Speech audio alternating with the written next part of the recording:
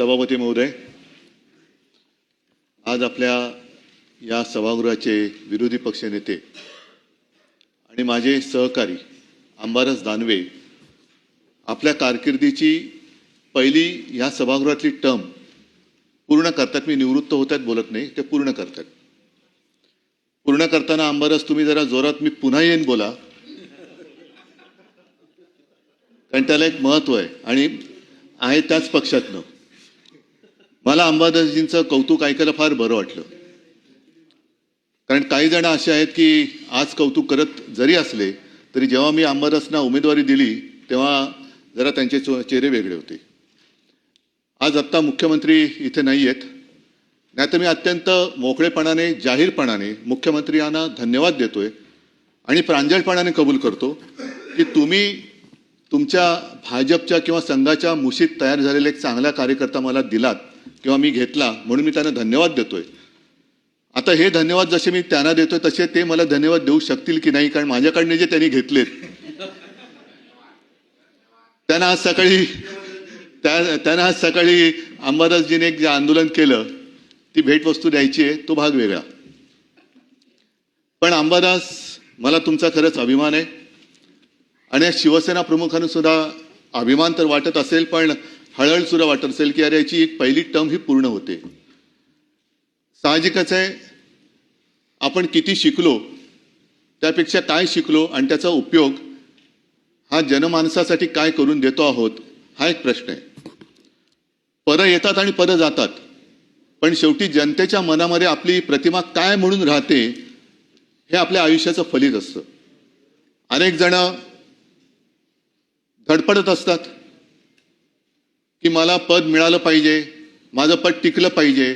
पद टिकवण्यासाठी म्हणजे आता जसा उल्लेख झाला की अंबादास तुम्ही सोन्याचा चमचा घेऊन जन्माला आला नाहीत, पण भरलेल्या ताटाची प्रतारणा पण केली नाहीत. ज्यांनी ताट वाढून दिले त्या पक्षाची प्रतारणा पण केली नाही. नाहीतर त्या ताटामध्ये जे आहे ते माझंच आहे, पण आणखीन मिळावं म्हणून आणखीन दुसऱ्या रेस्टॉरंटमध्ये जायचं असा अपराध तुम्ही केला नाही. त्याच्याबद्दल खास तुम्हाला सगळी जनता ही धन्यवाद देत असेल. तुमची कल्पकता ज्याचा उल्लेख मुख्यमंत्र्यांनी सुद्धा केला, हा माणूस एक कल्पक आहे. म्हणजे साधा शिवसैनिक असल्यापासून मी त्यांच्याकडे बघतो आहे, काही ना काहीतरी करत असतात आणि अभिनव पद्धतीने करतात.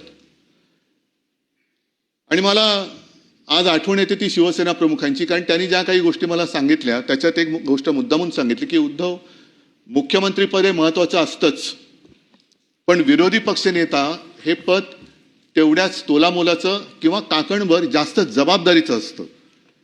आणि विरोधी पक्षनेता हा आक्रमक असला पाहिजे, पण आक्रस्ताळा असता कामा नये.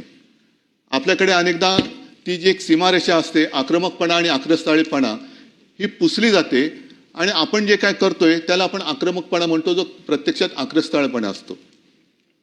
या सभागृहामध्ये अनेकदा उल्लेख केला की खूप विचारवंत व्यक्ती ज्यांनी विरोधी पक्षनेतेपद भूषवलेलं आहे आणि त्या परंपरेमध्ये अंबादास तुम्ही सुद्धा, म्हणजे तुम्हाला आपल्या लोकांनी आठवण करून द्यावी लागत नाही की मी पण होतो. तुमचं नाव हे विरोधी पक्षनेता म्हणून कधी कोणाला विचारलं तरी ते पटकन सांगतील की अंबादास दानवे सुद्धा या सभागृहाचे एक उत्तम यशस्वी सभागृह किंवा विरोधी पक्षनेता राहिलेले आहेत. आता विरोधी पक्षनेता मला आज आणखीन एक आठवण येते. या सभागृहात त्या असतील किंवा नसतील मृणालताई गोरे, त्यांच्यावरती एक मी लेख वाचला होता, कारण ती माणसं सगळी वेगळी होती. मृणालताई गोरे होत्या, विरोधी पक्षनेते होत्या, दुसरे केशवराव धोंडगे खाली विरोधी पक्षनेते होते नव्हते कल्पना नाही, पण त्यांचं भाषण ऐकायला मी एकदा मुद्दामून सभागृहात खाली गॅलरीत आलो होतो. मला असं वाटतं की शरद तापकिरे, जर कदाचित चुकत असेल तर करेक्ट करा, शरद तापकिरे नावाच्या एका इसमाचा कारागृहात मृत्यू झाला आणि त्याच्यावरती त्यांनी जे काय भाषण केलं होतं ते सभागृहात मला असं वाटतं की त्याचे कपडे, रक्ताळलेले कपडे घेऊनच आले होते आणि संपूर्ण सभागृह स्तब्ध होऊन ऐकत होतं, असं थरारून गेलं होतं. ती जी काय ताकद असते, मृणालताई गोरेंचं जे मी तुम्हाला सांगत होतो, मृणालताई गोरे सुद्धा कधीही पदासाठी डचमळल्या नाहीत, नाहीतर त्याही मंत्री होऊ शकल्या असत्या, झालेही असतील जनता पक्षाच्या काळात किंवा आणखीन काही मोठी पदं त्यांना मिळाली असतील, पण ते एका विचाराला निष्ठेने कायम राहिल्या. परत येतात परत जातात, पण मी ज्या विचाराला धरून या क्षेत्रात आले तो विचार मी कधी सोडणार नाही. ठीक आहे, आम्ही सुद्धा त्यांना त्यावेळेला विरोध करत होतो, पण विरोधात असलं तरी त्यांच्या निष्ठा ह्या तुम्हाला मानाव्याच लागतील.